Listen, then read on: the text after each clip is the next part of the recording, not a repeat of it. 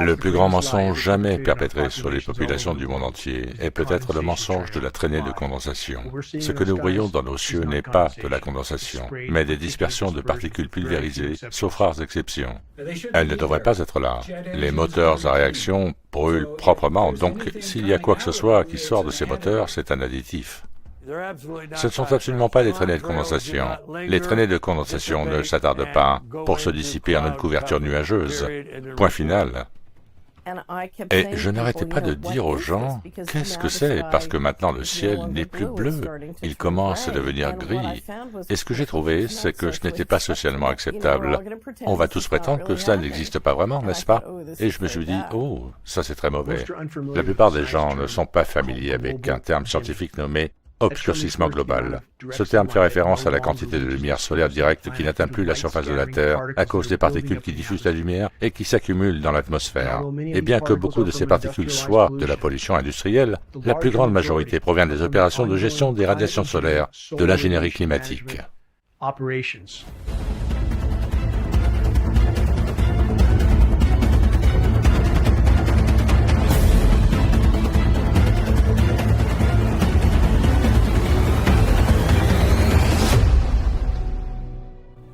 Ce moteur est un turboréacteur à double flux, et c'est le moteur qui équipe tous les avions citernes militaires et les jets commerciaux. Il s'agit essentiellement d'un ventilateur à réaction. 90% de l'air qui circule dans ce moteur n'est pas brûlé. Ce moteur, dans sa conception, est pratiquement incapable de produire des traces de condensation, sauf dans des circonstances rares et extrêmes. Et encore une fois, nous avons des images d'avions volant en altitude avec des tuyères visibles qui s'allument et s'éteignent. Et c'est la fin du débat. Avant même que l'homme ne sache voler, il y a eu un effort pour essayer de modifier le temps. Nous avons des brevets de modification du temps remontant à plus de 100 ans. Ce sont des films historiques de ce qui peut être fait avec un biplan. Un petit biplan qui transporte une très petite charge utile. Et voilà tout ce qu'on pouvait déjà faire. À quelle échelle bien plus grande peut arriver aujourd'hui un avion réservoir militaire chargé à bloc du type KC-10, KC-135, C-17 Globemaster? Combien de matières supplémentaires peuvent-ils mettre dans l'air? Environ 500 fois plus, avec un seul de ceux-ci. En ce qui concerne la narration de la traînée de condensation, beaucoup font référence aux traînées laissées par les bombardiers de la Seconde Guerre mondiale comme preuve que nous ne voyons que des traînées de condensation dans nos cieux. Mais geoengineeringwatch.org a trouvé dans les archives militaires des séquences filmées que nous avons mises en ligne de B-17 de la Seconde Guerre mondiale en altitude, pratiquant l'épandage. Nous savons que l'ingénierie climatique a été déployée immédiatement après la Seconde Guerre mondiale, donc les tests étaient absolument en cours. Clairement, ces bombardiers ont été utilisés pour des tests bêta, des rushs de films le prouvent. La météo était une arme utilisée au Vietnam. Vous vous attendiez à ce qu'ils se privent de cette disponibilité? Non. Continuer à développer les aspects scientifiques de cette arme pour l'avoir dans votre artillerie est un processus naturel. Devons-nous donc nous attendre à ce qu'elle soit disponible sur demande pour avoir la capacité de modifier la météo? Absolument, dans ce pays et dans d'autres. Le génie climatique est le joyau de la couronne du complexe militaro-industriel. Le génie climatique a été utilisé pour déstabiliser et renverser les nations partout dans le monde, en facilitant les occupations militaires par des pays hostiles comme les US. Nous savons que certains de ces pays ont vu leurs précipitations chuter parce qu'ils l'ont déclaré à leur assemblée, comme le président de l'Iran qui a déclaré avec insistance que les programmes de modification de la météo de l'OTAN empêchaient les précipitations en Iran, mais les médias américains n'en ont jamais parlé. Nous avons un modèle économique qui opère globalement et qui est basé sur une force occulte. Et je me pose de sérieuses questions, après avoir observé les modèles financiers, sur le fait de savoir si cette force financière ou cette force tout court inclut la guerre climatique. Des gens sont venus me voir pour me parler de cette situation, et c'est pour cela que je suis allé voir le gouvernement d'Ottawa au nom de la liberté d'information. Il y avait un rapport de 40 pages, dont la moitié était complètement vierge, et l'autre moitié avait beaucoup de pages blanches. Mais il y avait suffisamment d'informations pour me dire que oui, ils sont conscients. Ils appellent ça la géo-ingénierie. Un des gros problèmes est que lorsque nous découvrons une nouvelle technologie, nous devenons tous excités par ses bénéfices potentiels. Et souvent, on l'implémente et on l'utilise avant d'avoir une idée de ses effets négatifs. Ne devrait-on pas considérer que chacune de nos respirations est chargée de particules hautement toxiques qui font des ravages dans notre propre corps, des particules qui ne sont pas signalées par les systèmes de tests de qualité de l'air. Les tests des services officiels de la qualité de l'air recherchent mieux que des particules d'un diamètre de 10 microns ou de 2,5 microns. Les nanoparticules issues du génie climatique sont exponentiellement plus petites et ne sont pas signalées. Ces nanomatériaux génèrent des espèces réactives à l'oxygène dans les matériaux biologiques des tissus endommagés qui conduisent à un vieillissement avancé, qui provoque le cancer et qui sont les agents responsables de la démence. Alors oui, nous pourrions penser que tout ceci est positif pour l'humanité, pour sauver notre espèce, mais nous sommes empoisonnés dans le même temps. Finalement, grâce à l'équipe que nous avons formée sur geoengineeringwatch.org, nous avons pu acquérir un avion laboratoire de la NOAA. Nous avons pu faire des tests en altitude pour confirmer les éléments qui apparaissaient en surface. Notre intention était de faire une mission d'échantillonnage de point à point. Nous pouvions voir ces schémas évidents qui étaient déposés dans le ciel. Nous étions vraiment reconnaissants d'avoir pu prendre de l'altitude. Et lors du retour de la mission, nous avons remarqué cette couche de nuages qui était descendue, et nous avons échantillonné sous la couche de nuages, à travers celle-ci et au-dessus de celle-ci. Nous avons trouvé exactement les mêmes éléments que ceux listés dans les brevets d'ingénierie climatique, les mêmes éléments que nous avons trouvés sur d'innombrables tests de surface suite à des précipitations sur la Terre entière.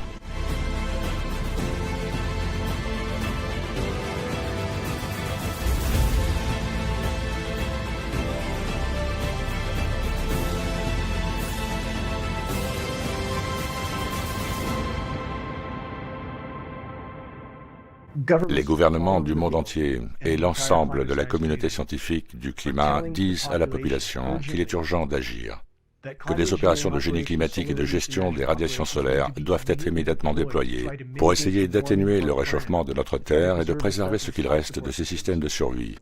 Et cependant, le public, ceux qui sont éveillés, essayent d'attirer l'attention des universitaires et des élus sur le fait que nous voyons l'ingénierie climatique déjà engagée dans nos cieux partout dans le monde. Elle a déjà été déployée et les tests en laboratoire le prouvent, des films le prouvent, des documents le prouvent.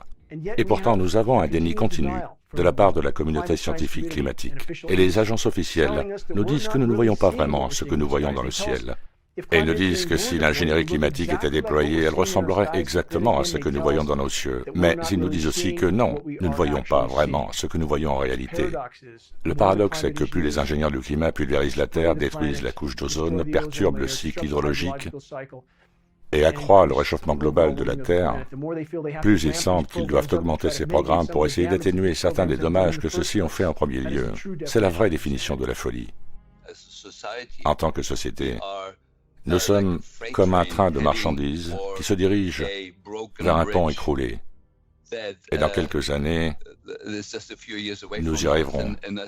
Et je pense que les gens ne comprennent pas le problème de l'augmentation exponentielle de la toxicité dans l'environnement. Ces opérations doivent être considérées comme l'entreprise la plus insensée jamais déployée par la race humaine. Celles-ci font systématiquement dérailler tous les systèmes de support de la vie sur Terre.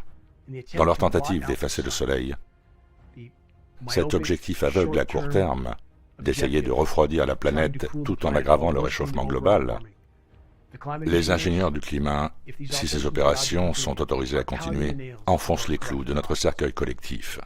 D'un point de vue scientifique, et d'après ce que nous savons sur les nanomatériaux et leurs effets sur la santé humaine et l'environnement, c'est un problème sérieux. Et il mérite vraiment des investigations scientifiques plus poussées. Nous avons besoin de réponses pour aller au fond de ce problème de sécurité nationale.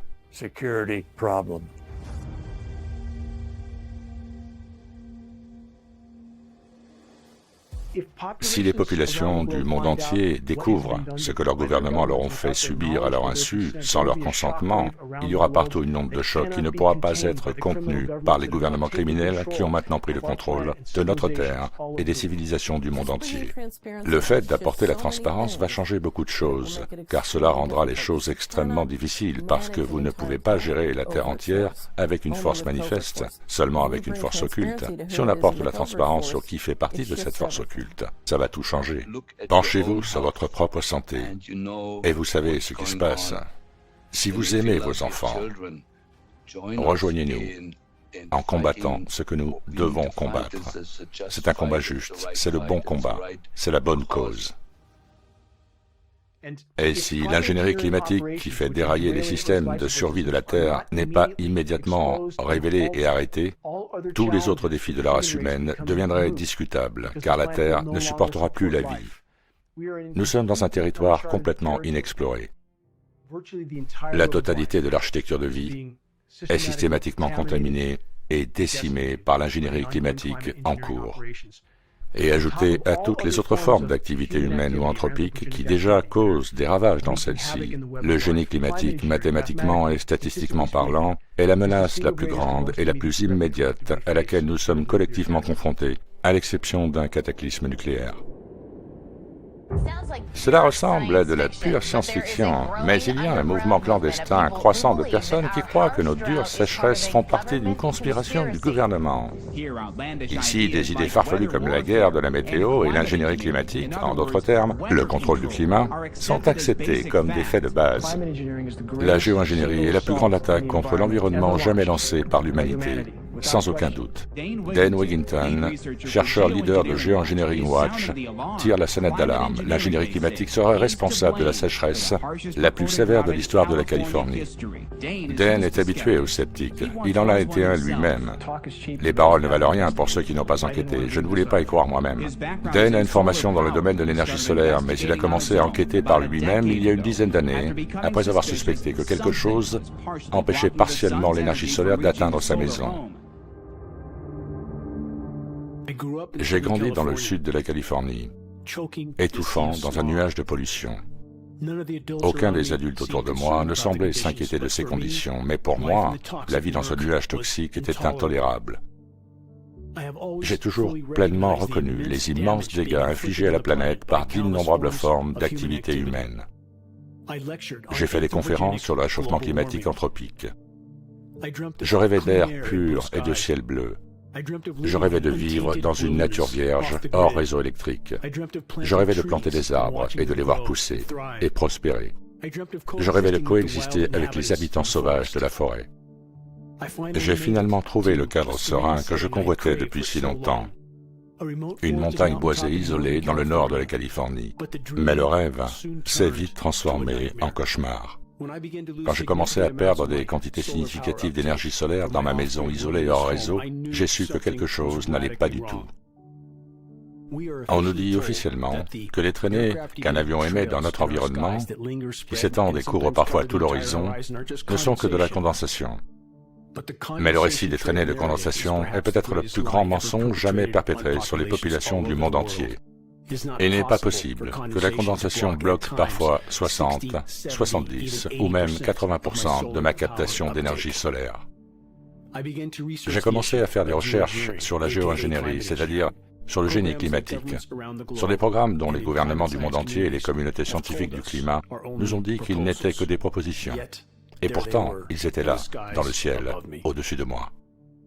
Même aujourd'hui, la communauté scientifique du climat nous dit faussement que nous avons une dernière carte à jouer pour essayer d'éviter l'effondrement total du climat, un effondrement total du système terrestre, mais c'est en fait un mensonge. Les brevets de modification du climat de l'ingénierie climatique remontent à plus de 100 ans, mais toutes les données disponibles indiquent que les programmes ont été déployés à grande échelle immédiatement après la Seconde Guerre mondiale et déployés sur les régions polaires dans le but d'augmenter la taille de la banquise et donc de réguler la température terrestre. Cela pose les bases du développement d'un satellite météorologique qui permettra à l'homme de déterminer les couches nuageuses terrestres et, en fin de compte, de contrôler la météo. Celui qui contrôlera la météo contrôlera le monde.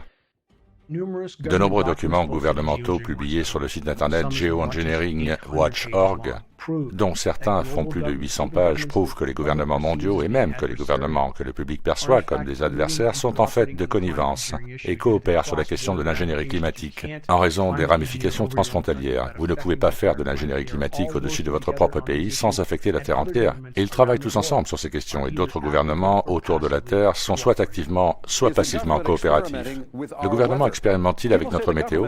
Les gens disent que le gouvernement est en action dans des avions en train de pulvériser toutes sortes d'agents chimiques pour changer ou manipuler le temps. C'est ce qu'on appelle la géoingénierie, combattre le réchauffement climatique en mettant une poussière chimique dans l'atmosphère et en réfléchissant les radiations nocives dans l'espace. Vous pouvez utiliser de l'oxyde de barium, par exemple, qui produit de gros nuages duveteux. Vous pouvez utiliser de minuscules morceaux d'aluminium qui sont inoffensifs pour l'environnement et qui gèrent essentiellement le climat. Et il y a 172 projets de loi devant le Sénat américain actuellement demandant plus de programmes de modification du climat. Une loi sur la modification du climat demandant des recherches pour tenter de changer ou de contrôler par des méthodes artificielles le développement naturel de nuages atmosphériques. Mon opinion personnelle est que nous devons garder la géoingénierie sur la table et l'examiner soigneusement de très près, car nous pourrions être assez désespérés pour vouloir l'utiliser. Il y a une ligne de recherche sur ce qu'on appelle la géoingénierie, qui sont des techniques variées pour retarder le réchauffement de la planète afin de nous faire gagner 20 ou 30 ans pour pouvoir se ressaisir. L'objectif déclaré de certains des ingénieurs climatiques les plus reconnus, comme le Dr David Keyes ou le Dr Ken Caldeira, est de mettre 10 à 20 millions de tonnes de nanoparticules dans le ciel mondial chaque année, ce qui représente une quantité inconcevable de matériaux. Et cette matière vient s'ajouter à la pollution industrielle. Il s'agit de la façon dont nous concevons l'environnement terrestre. Il s'agit d'un fait, un fait inconfortable, mais c'est un fait, que nous avons les moyens techniques de réaliser. Ils agissent tous rapidement, ils sont bon marché et ils sont fondamentalement imparfaits. Le problème est comment contrôler une chose avec laquelle un pays individuel peut avoir un effet de levier énorme sur le climat de la Terre entière, et où il y a des gagnants et des perdants d'une manière qui pourrait être imprévisible. Je ne veux pas vous effrayer, mais je pense que vous pouvez imaginer des scénarios qui mènent à la guerre. Un autre exemple est l'éventail de technologies auxquelles on fait souvent référence comme étant de la géo-ingénierie, qui pourrait potentiellement aider à inverser les effets du réchauffement climatique. Une technologie qui a retenu mon attention est l'injection d'aérosols stratosphériques. Il y a plein de manières de le réaliser, mais l'idée standard a toujours été de pulvériser de l'acide sulfurique dans la stratosphère, 20 km au-dessus de nos têtes, et de l'utiliser pour arrêter le réchauffement de la Terre. L'exemple que beaucoup citent est celui du volcan du mont Pinatubo, qui a explosé et dont toutes les cendres se sont répandues dans l'air et ont eu un effet refroidissant sur la Terre. Et donc les gens ont proposé depuis le milieu des années 60 que l'on puisse ajouter artificiellement de la poussière dans la stratosphère et ainsi refroidir la Terre. Non pas que ce soit une bonne solution pour le réchauffement climatique, car ça ne le serait pas, mais cela montre la direction que nous prenons en développant des pouvoirs pour manipuler la Terre avec une facilité incomparable. L'atmosphère moins chargée en soufre masque une partie du réchauffement climatique dû au CO2. Vous parlez de l'obscurcissement global? Oui. Leur idée de base est de reproduire ce que font les grands volcans, qui mettent de la matière dans la stratosphère pour refléter la lumière du soleil. Le problème est le suivant, si vous ajoutez du CO2 dans la stratosphère, le CO2 ne se condense pas. On peut mettre de l'aluminium. L'aluminium a une réfraction très élevée, c'est minuscule, ça ne coagule pas, et vous pouvez faire en sorte que vos particules aient des propriétés particulières. Vous pouvez les faire passer au-dessus de la stratosphère, vous pouvez concentrer les particules près des pôles. Les coûts sont si bas que les plus riches pourraient peut-être s'offrir une ère glaciaire. C'est extraordinairement bon marché. Je savais que c'était bon marché quand j'ai découvert qu'ils négociaient en tonnes. C'est aussi vrai que les particules engrossissantes tombent beaucoup plus vite. On a pris du recul en quelque sorte en se demandant comment produire des particules dans la stratosphère, c'est vraiment de l'ingénierie. Et si c'était des aérosols, et ils y seraient probablement déposés par des avions, en commençant par une flotte de 2 ou 3 avions de type business jet modifiés. L'idée de base est que si vous laissez échapper un panache sur un avion en changeant quelques petits détails, vous pouvez obtenir des particules de taille beaucoup plus petite en pratiquant ce genre d'épandage. Il y a donc toutes sortes d'effets secondaires que j'aborderai dans une seconde, mais si vous mettez de l'acide sulfurique dans la stratosphère, par exemple, vous pouvez appauvrir l'ozone stratosphérique. Une taille plus petite signifie plus de surface, mais plus de surface signifie moins d'ozone. Est-ce que ce truc dans la stratosphère va tuer les gens qui vont être sacrifiés? Bien, c'est une préoccupation évidente. Si ça tue 1 million de personnes et qu'on augmente d'1%, nous tuons juste 10 000 personnes de plus. Vous êtes bon en maths, ok. Mais Bon, tuer les gens n'est pas l'objectif ici. Donc si j'ai pris la décision, et c'était une décision collective, de mettre en place un programme d'ingénierie climatique et que vous disiez que le type de programme dont je pense qu'il a le plus de sens est celui d'1 million de tonnes par an, mais disons que vous pourriez finir par tuer plusieurs dizaines de milliers de personnes par an comme résultat direct de cette décision. Donc la seule chose que nous pouvons faire pour refroidir la Terre, ou pour que la société puisse faire en sorte de refroidir la Terre, est de déployer ce genre de technologie. Et d'ailleurs, ce n'est pas vraiment un risque moral, c'est plutôt du parasitisme pour nos petits-enfants. Et cela signifie qu'il y aura des gagnants et des perdants, tout comme il y a des gagnants et des perdants pour le CO2. Mais ce sont des gagnants et des perdants différents, ce qui rend le problème encore plus difficile à résoudre. Vous avez introduit une autre dimension de complexité dans la gestion du problème climatique de la Terre. Ce que nous observons financièrement, c'est qu'une grande partie de la politique publique est basée sur la théorie du changement climatique. Et pourtant, dans cette discussion, nous ne parlons jamais de ce que sont toutes ces pulvérisations et comment cela se passe-t-il. L'ingénierie de la météo vous donne la capacité de surmonter ou d'empêcher les sécheresses. Elle vous donne aussi la capacité de les infliger si vous n'êtes pas d'accord avec le plan. Et le génie d'infliger une sécheresse est qu'il n'y a pas de soutien populaire contre vous.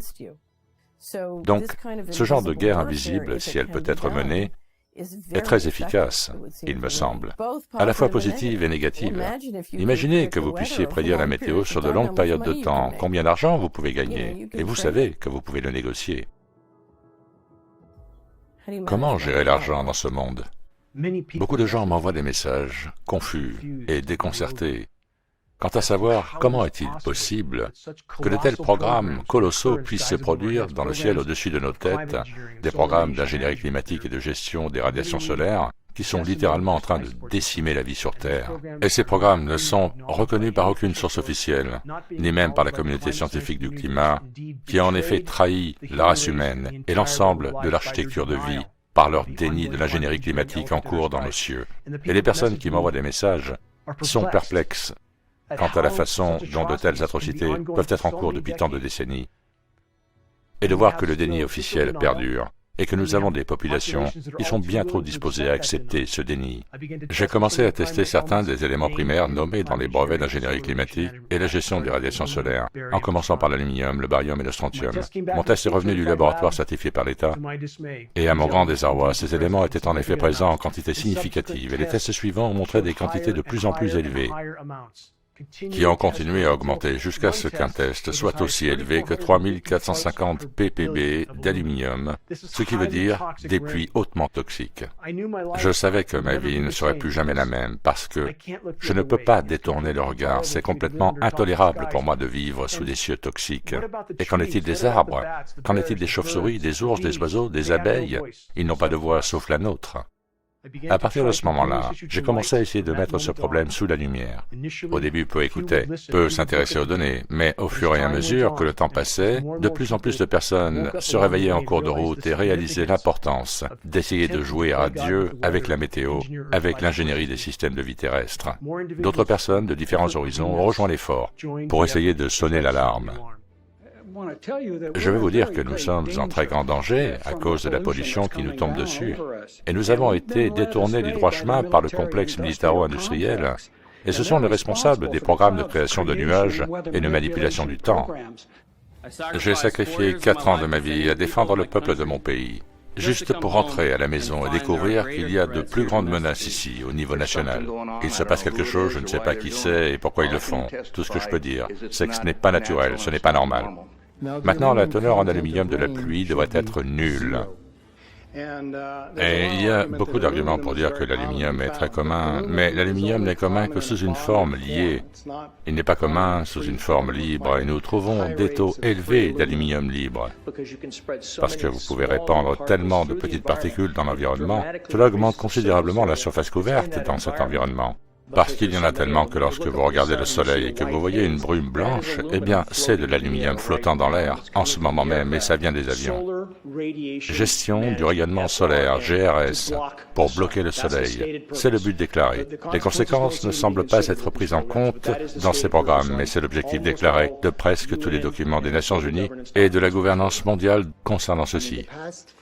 Et au cours des 5 dernières années, j'ai vu le nombre de patients atteints de la maladie d'Alzheimer, de Parkinson et d'autres maladies neurodégénératives augmenté énormément, presque quadruplé.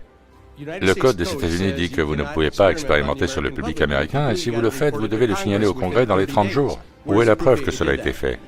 C'est aussi pour que les médias commencent à en parler. Donc, pour chacun d'entre nous, il y a des conséquences dont nous ne sommes peut-être pas conscients, et il est important pour nous tous de nous unir et de mettre un terme à ces programmes et de tenir des discussions publiques sur ceci autant que possible. Et je veux que vous sachiez tous qu'il est important que nous réalisions que ce n'est pas normal et naturel, que ce sont des programmes expérimentaux qui sont menés en ce moment, et nous devons tous nous lever et dire non.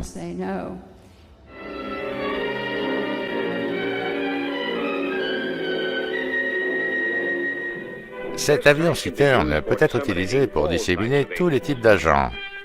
L'épandage des cultures depuis un avion en utilisant l'aéro X-2A s'est avéré très efficace dans les essais sur le terrain. Pour les avions plus grands, l'armée de l'air a perfectionné l'équipement de pulvérisation.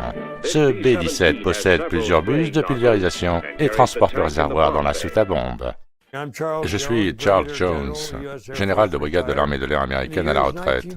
Des années 1953 à 1962, j'étais stationné en Allemagne.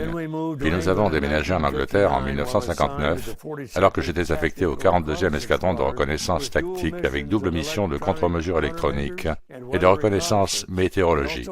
Nous avions également la responsabilité de signaler les traînées de condensation des moteurs à réaction dans toute notre zone de responsabilité, en Europe, en Afrique du Nord, en Méditerranée et dans l'Atlantique oriental. Nous étions responsables du repérage des altitudes exactes de toutes les traînées de condensation des moteurs à réaction observées dans la zone de responsabilité de vol, à la fois dans les aéronefs CEM et météorologiques. Nous sommes devenus des experts en matière de contrails d'avions en réaction et toutes leurs caractéristiques, très différentes des traînées blanches d'avions qui consistent en une souche scientifiquement vérifiable de particules d'aluminium et d'autres métaux toxiques, de métaux lourds, polymères et autres composants chimiques. Ce sont ces longues traînées blanches de pulvérisation qui s'attardent et s'étendent lentement en ce qui ressemble à un voile laiteux qui finit par recouvrir des zones entières d'une couverture nuageuse très légère. Nous n'arriverons jamais à comprendre le changement climatique tant que tout n'aura pas été mis sur la table concernant la géo-ingénierie et les désastres qu'elle peut provoquer et qu'elle provoque. Je m'appelle Richard Rawling. J'ai fait une carrière de 34 ans dans l'armée de l'air des États-Unis. J'ai pu atteindre le rang de major général. J'étais dans le domaine de l'acquisition et je développais de nouveaux systèmes d'armes et j'ai dirigé un important programme top secret pendant 3 ans. Pendant les 10 années où j'ai travaillé chez Raytheon, l'exposition aux différents programmes était limitée à ce sur quoi ils voulaient que vous travailliez. Donc même si j'avais toujours l'autorisation top secret pour certains programmes auxquels j'ai été exposé, celui-ci n'était pas l'un d'entre eux, qui était compartimenté comme il se doit. Et à moins d'avoir un impact direct ou que vous soyez personnellement impliqué, vous n'obtenez pas cette autorisation particulière. Cela remonte aux environs d'octobre 2017. Je réside près d'une base de l'armée de l'air ici à Tucson, en Arizona, la base aérienne de Davis-Monthan, principalement des sorties d'avions effectuant leur formation de vol, etc. J'ai vécu autour de l'armée de l'air toute ma vie, mon père étant même un pilote. Il est devenu évident pour moi que les traînées de condensation qui sortaient de certains avions dans la région n'avaient pas un aspect normal. Elles avaient une texture différente. Elles se répandaient différemment, et c'est pourquoi j'ai commencé à parler à quelques ex-pilotes qui font partie de l'organisation, leur demandant d'y jeter un œil. Ma femme est pilote de l'air. Je l'ai fait sortir de la maison. Nous avons regardé les traînées de condensation, et c'était évident qu'elles n'étaient pas normales. Donc, en conséquence, on a commencé à faire des recherches. On l'appelait l'éléphant dans le ciel. Je veux dire que tout le monde sur la Terre lève les yeux et voit ce genre de pulvérisation en cours. Je me suis impliqué dans l'analyse de la modification du climat en raison de mon expérience en tant qu'observateur météo dans l'armée de l'air américaine. Et alors que je regardais les nuages de jets dans le ciel, j'ai réalisé que ce n'est certainement pas normal. Et donc j'ai observé ces nuages anormaux depuis longtemps.